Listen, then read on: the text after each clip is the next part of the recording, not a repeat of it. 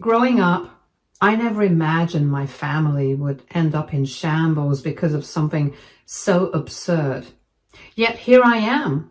My sister, let's call her Stella, and I were always close.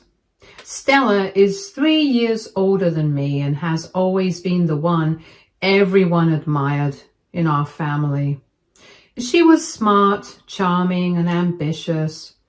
I, on the other hand, was more content to stay in the background. Despite our differences, we got along well, or so I thought.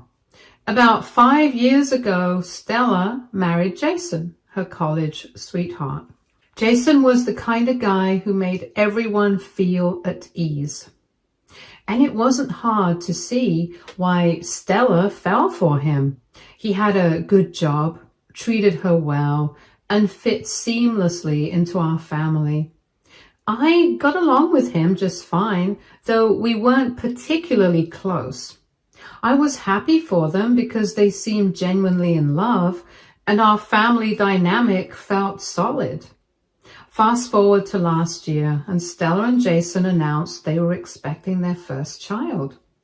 Everyone was overjoyed, my parents especially. They've always been traditional and family-oriented, so the idea of becoming grandparents lit them up. The announcement came during a small family dinner at my parents' house, and the atmosphere was warm and celebratory. My mom immediately started talking about baby names and nursery colors, and my dad poured everyone an extra glass of wine, except Stella, of course, to toast the news. I was thrilled for them too, even though I sometimes felt a pang of jealousy at how easily Stella seemed to have everything fall into place. I kept those feelings to myself though, because I truly loved my sister and wanted to support her. But as it turned out, the cracks in this perfect picture were about to widen in ways I never could have anticipated. Towards the end of that dinner, after dessert and a few more glasses of wine for the others, Jason stood up looking visibly shaken.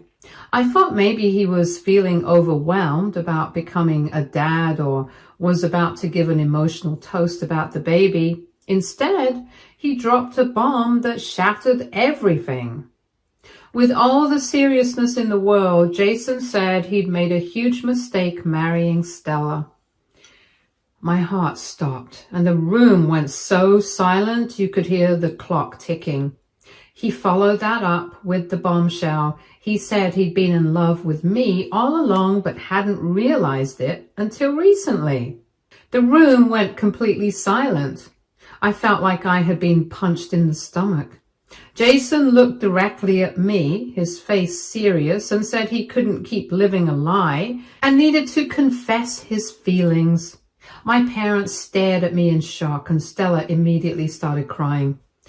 I was frozen. My brain couldn't process what was happening.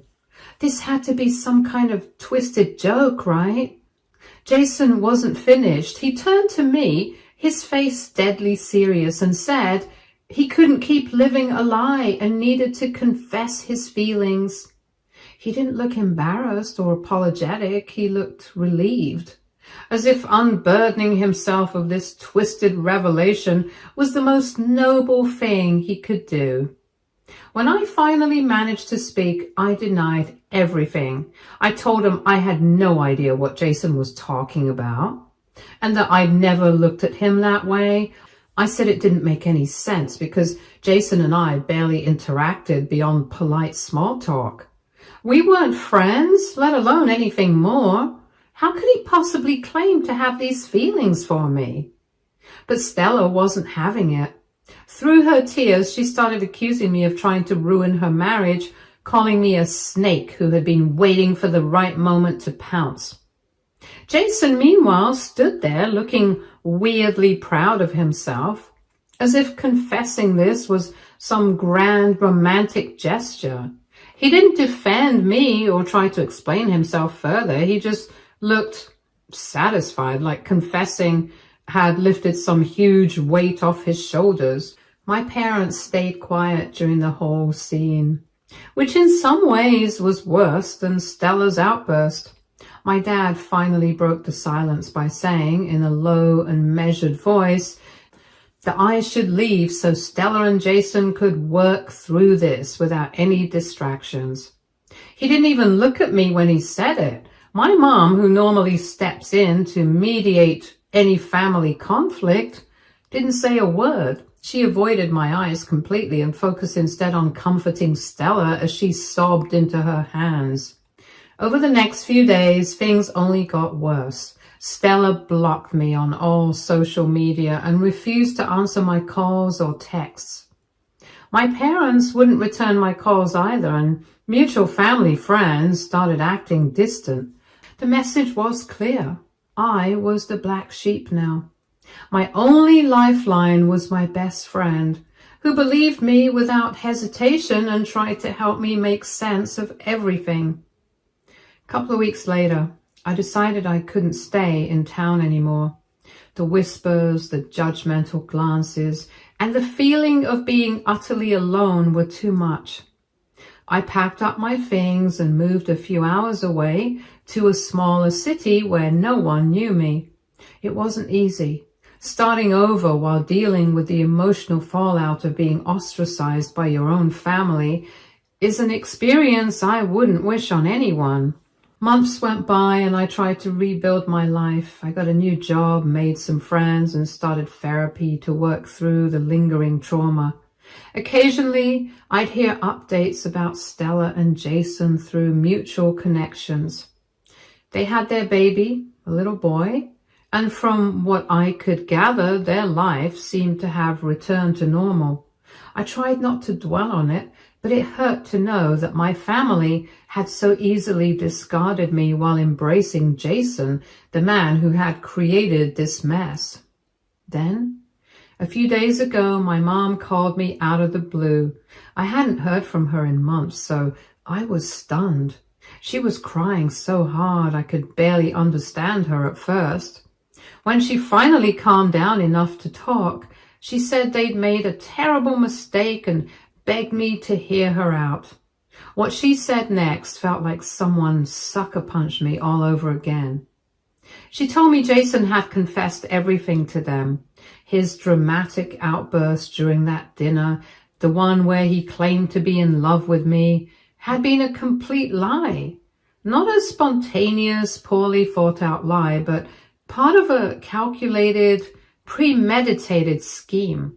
Stella, my own sister, had orchestrated the whole thing. Apparently, Stella had been worried about my parents' inheritance. She didn't want it split between us. She wanted all of it to go to her children. To make that happen, she came up with this insane plan to alienate me from the family. Her brilliant idea? Convinced Jason to fake a confession about being in love with me, knowing it would cause enough chaos to push me out of the picture. I could barely breathe as my mom explained the details. Stella promised Jason a cut of the inheritance if he played along.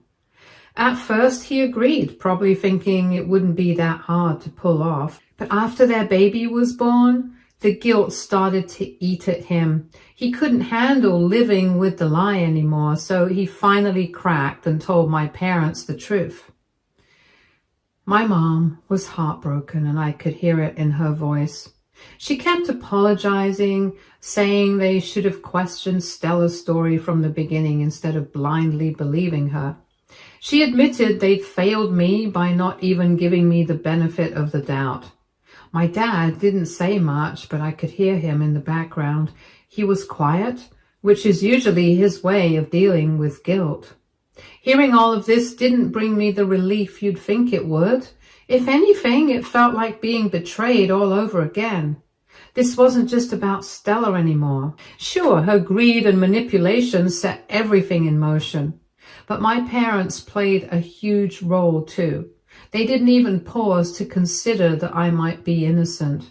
They just accepted Stella's version of events and cut me off without a second thought. Their apologies now felt hollow because the damage was already done.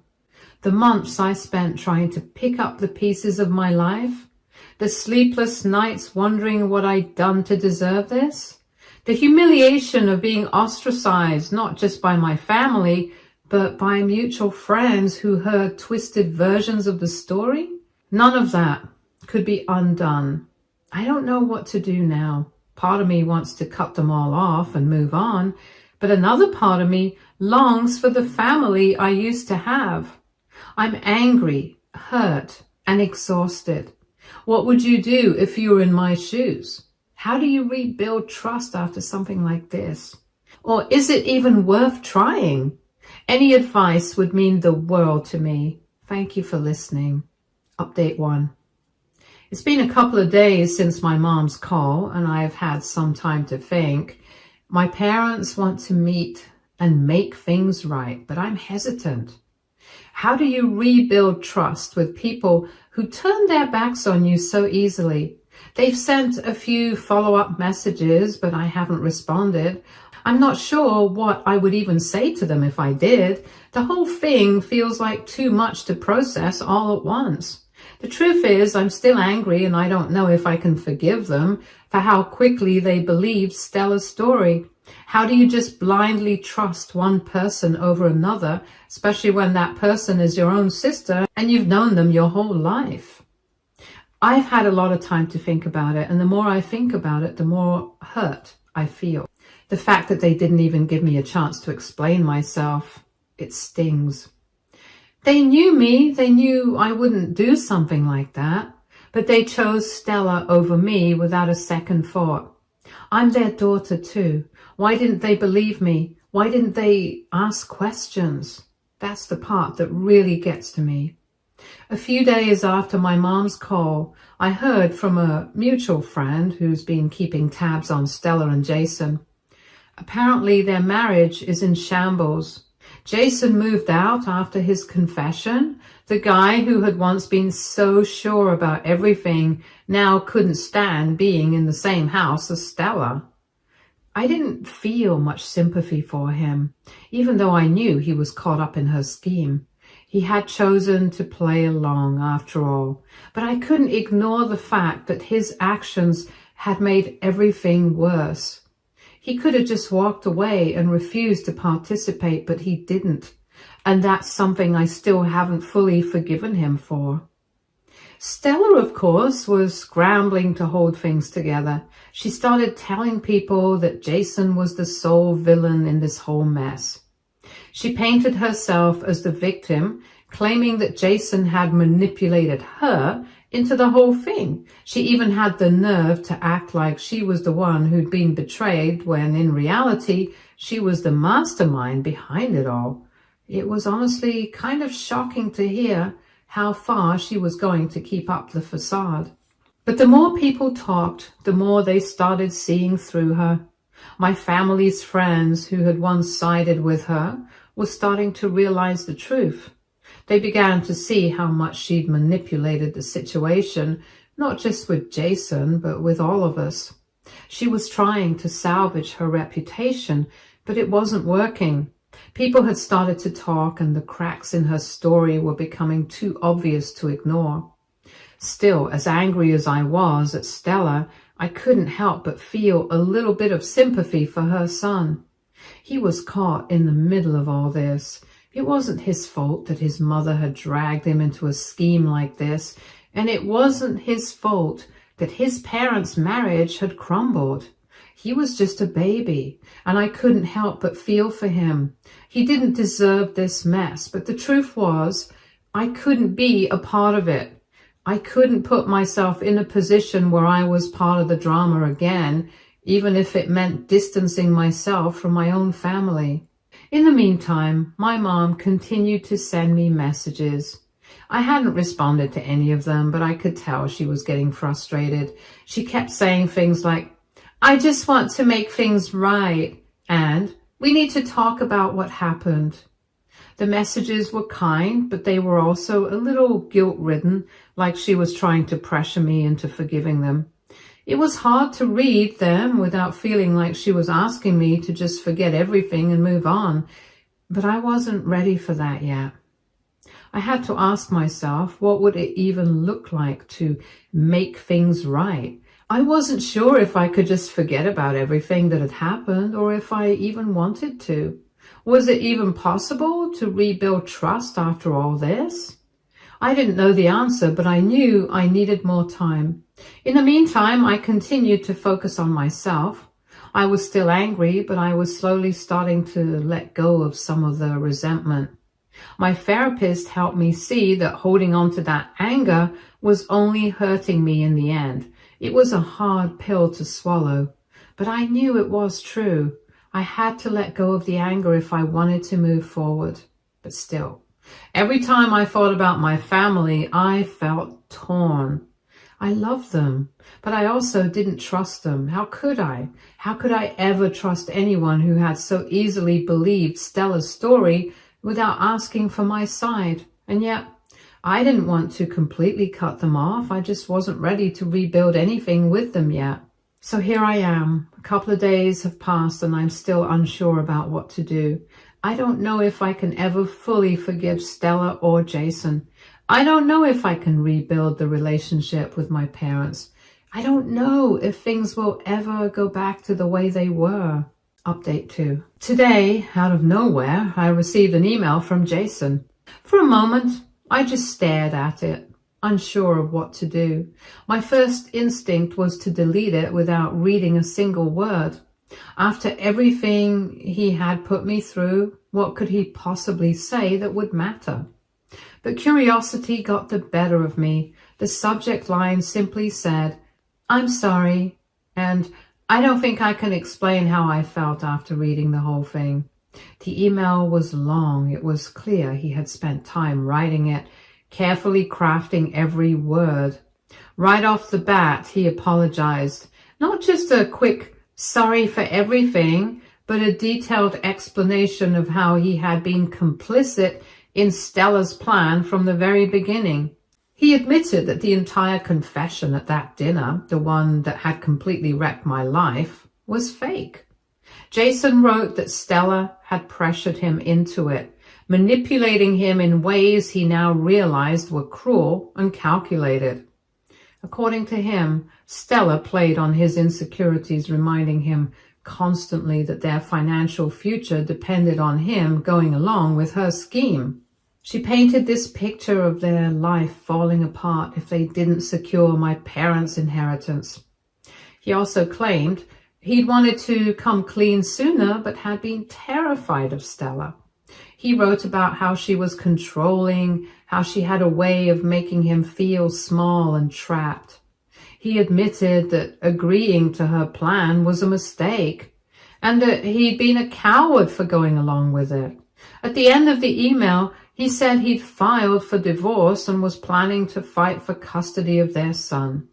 He claimed he wanted to make things right and asked for my forgiveness. Reading his letter was cathartic in a way. It was validation that I wasn't crazy, that I hadn't imagined everything. But it was also infuriating. His apology didn't change the fact that he had actively participated in ruining my life. He might have been manipulated by Stella, but he wasn't blameless. He could have refused. He could have stopped it before it ever got this far. Instead, he made a choice that destroyed my relationship with my family and left me completely alone for months. And now he wanted forgiveness. An email doesn't erase the damage. It doesn't undo the humiliation, the loneliness, or the constant second guessing I've had to deal with. At the same time, though, I couldn't deny feeling a small sense of relief. The truth was finally out. It didn't fix everything, but at least people were starting to see what really happened. My parents, on the other hand, have been more persistent than ever. They've been sending me messages daily asking for a chance to talk. My mom even left a voicemail, something she rarely does, pleading with me to let them meet me halfway. Literally and figuratively, she said they were willing to drive to a neutral location if it made me feel more comfortable. But I'm not ready. I don't know if I'll ever be ready. How do you face people who turn their backs on you without hesitation? Who didn't just doubt you, but completely abandon you when you needed them the most? Their sudden change of heart feels too little too late. The damage is already done, and I am still trying to pick up the pieces. To make things worse, a friend from my hometown called me last night with more updates about Stella. Apparently, she's in full meltdown mode. Word has gotten out about what really happened, and she's scrambling to do damage control. She's still trying to spin the narrative, claiming Jason is lying to cover his tracks and make her look bad. She's telling anyone who will listen that she's the real victim and that Jason is trying to ruin her life. But it's not working. People are finally starting to see through her, and the sympathy she once had is quickly disappearing. My friend told me that Stella even tried to call an emergency family meeting with my parents to get them back on her side, but it didn't go as planned. My dad, who's been mostly silent throughout this whole ordeal, apparently told her off. He said something along the lines of, "We've had enough of the lies," and walked out. Hearing that was oddly satisfying, but it also left me feeling more conflicted. My dad has always been the quiet one in our family, the one who avoids conflict at all costs. For him to stand up to Stella like that is huge. It makes me wonder if he's finally starting to see how much damage she's caused. But even if he is, I don't know if it changes anything for me. The betrayal cuts too deep. To make things even more complicated, I've started getting messages from some extended family members who've caught wind of the situation. Most of them are supportive, saying things like, "We're so sorry you went through this," or "We had no idea it was this bad." But a few are clearly trying to play peacemaker, urging me to forgive Stella and Jason for the sake of family unity. One cousin even had the audacity to suggest that I should consider Stella's desperation and how hard things must be for her as a new mom. She said something like, "Stella made a mistake, but she's still your sister and she needs your support right now." I didn't even bother responding. The nerve of some people. Stella's choices weren't about desperation. They were calculated, deliberate, and cruel. She didn't care about me or my feelings. She only cared about securing her own future, no matter the cost. As for Jason, I'm not sure how I feel about him filing for divorce and fighting for custody. On one hand, I think it's the right thing to do. Their relationship was toxic, and their son deserves better than being raised in a household full of lies and manipulation. On the other hand, I can't help but wonder if this is just another attempt to save face. Is he genuinely trying to do the right thing, or is he just looking for a way to absolve himself of guilt? In the back of my mind, I can't help but think about what happens next. My parents are clearly trying to repair our relationship, but I don't know if I'm ready to let them back into my life. And even if I do, what does that look like? Can I ever trust them again? Can I ever look at them the same way after everything that's happened? Stella is a lost cause as far as I'm concerned. There's no coming back from what she did. But Jason, I don't know. I don't think I can forgive him, but I also don't think I can hold on to this anger forever. It's exhausting, and I don't want to carry it with me for the rest of my life. So now I'm left with more questions than answers. Do I meet with my parents? Do I respond to Jason's email? Do I try to rebuild the pieces of my life that were shattered? Or do I leave it all behind and focus on starting fresh? I don't know. All I know is that this mess isn't over yet, and I'm not sure how to navigate it. If anyone's been in a similar situation, I could really use some advice. How do you move forward after something like this? How do you figure out who deserves a second chance and who doesn't? Any insight would be appreciated. Update 3. It's been a few more days, and after a lot of back and forth in my mind, I finally decided to meet with my parents. I chose a neutral spot, a small diner halfway between where I live now and my hometown. The drive there felt heavier than I expected, and by the time I arrived, my hands were trembling. I wasn't sure how I'd react to seeing them after everything, but I figured I owed it to myself to get some closure no matter how the conversation went. When I walked in, they were already sitting at a table near the window, looking just as nervous as I felt. My mom's face lit up with relief when she saw me, but my dad looked like he hadn't slept in days. The moment I sat down, my mom grabbed my hand and I could see her eyes welling up. My dad, who's always been the stoic one, looked like he was barely holding it together. We spent the first few minutes in awkward silence before my mom finally broke down and started apologizing. She said they'd failed me in every way possible, that they were blinded by their trust in Stella and didn't even stop to question whether her story made sense. My dad chimed in, saying he deeply regretted not stepping up sooner, especially after hearing how Stella manipulated Jason into playing along. For the first time in my life, I saw my dad cry. He admitted he'd always been proud of how harmonious our family seemed and couldn't bring himself to confront the possibility that Stella was lying. Hearing them say all of this was both validating and heartbreaking. Part of me wanted to yell at them for being so gullible, for not standing by me when I needed them most. But another part of me could see how much they were hurting, and I didn't have the energy to keep piling on. I told them I appreciated their honesty and their apologies, but I wasn't ready to forgive them yet. Trust isn't something you can rebuild overnight, especially after being let down so completely. The conversation took an unexpected turn when my mom mentioned their will. She said they decided to cut Stella out entirely. My parents have always been big on fairness and making sure everything is divided equally, but my mom said Stella's actions left them no choice. They couldn't risk her manipulating her way into controlling the family's estate. Instead, they're planning to set up a trust for Stella's son, so he'll still benefit without Stella having any access to the funds. That part hit me hard. On one hand, it felt like justice, like Stella was finally facing the consequences of her actions. But on the other hand, it was just so sad. How did we get here? How did my family, which once felt so solid, end up so broken?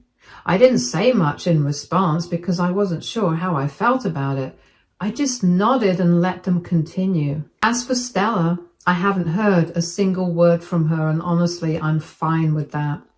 I don't plan on reaching out either. My parents mentioned she's absolutely furious about being cut out of the will, which doesn't surprise me. Apparently, she's blaming me for turning them against her, as if her own lies and manipulation weren't enough to do that on their own. It's wild how even now she refuses to take any responsibility. According to my mom, Stella is doubling down, trying to convince anyone who will listen that Jason is lying and that this is all some elaborate plot against her. I told my parents I didn't want to hear the details anymore. I've had enough of Stella's drama to last a lifetime. Whatever story she's spinning now is her problem, not mine. I'm done trying to make sense of her actions or understand why she felt the need to destroy me in the first place. She made her choices and now she has to live with the consequences. As for Jason, his involvement in this whole mess hasn't been easy to forget either. A couple of days ago, I got a call from his lawyer. I wasn't sure what to expect, but it turns out they're moving forward with the custody case, and the lawyer wanted to know if I'd be willing to testify about what I know. I didn't even have to think about my answer. I told them no. I can't be a part of that mess anymore. While I understand that Jason is trying to make amends and do the right thing for his son now, The damage he caused me runs too deep. Testifying would mean dredging everything up all over again, reliving the humiliation, the betrayal, and the heartbreak in front of a courtroom. I've barely started to put myself back together. And I'm not willing to rip open those wounds for anyone, not even for the sake of clearing my name. Besides, I'm not convinced that dragging me into their custody battle would actually help anyone, especially their son. That poor child is already going to grow up with so much chaos surrounding his parents. Adding my testimony into the mix would only make things messier. The last thing I want is for Stella to twist my involvement into yet another narrative about how I'm trying to ruin her life. For now, their little boy is staying with my parents while the divorce proceedings are underway. My mom said they're trying to give him as much stability as possible, which I think is the best thing they could do. It's not his fault his parents turned their lives into a soap opera, and he deserves a chance at a normal childhood. As for me, I'm trying to focus on moving forward. This entire experience has been one of the hardest things I've ever gone through, but it's also taught me a lot about myself. I've realized how strong I am, even when everything feels like it's falling apart. I've learned to set boundaries even when it's uncomfortable, and I've learned that sometimes the only way to heal is to let go of the things you can't change. I'm not saying I've completely let go of the anger and hurt. I haven't. There are days when it still eats at me, when I replay everything in my head and wonder what I could have done differently. But I'm trying not to let those thoughts consume me. Instead, I'm focusing on building a life that makes me happy, one step at a time. I've also been overwhelmed by the support I've received here. When I first shared my story, I didn't expect so many people to relate and to reach out with kind words and advice. It's been a lifeline for me, knowing that I'm not alone and that others have faced similar challenges and come out stronger. So thank you. I know I haven't been great about responding to comments, but please know that I've read every single one and they've meant the world to me. The perspective, the encouragement, even the tough love, it's all helped me more than I can put into words. This isn't the ending I wanted for my family, but it's the one I have. And for now, I'm just taking it one day at a time. If there's one thing I've learned through all of this, it's that healing isn't linear. It's messy, it's painful, and it takes time. But I'm getting there slowly but surely.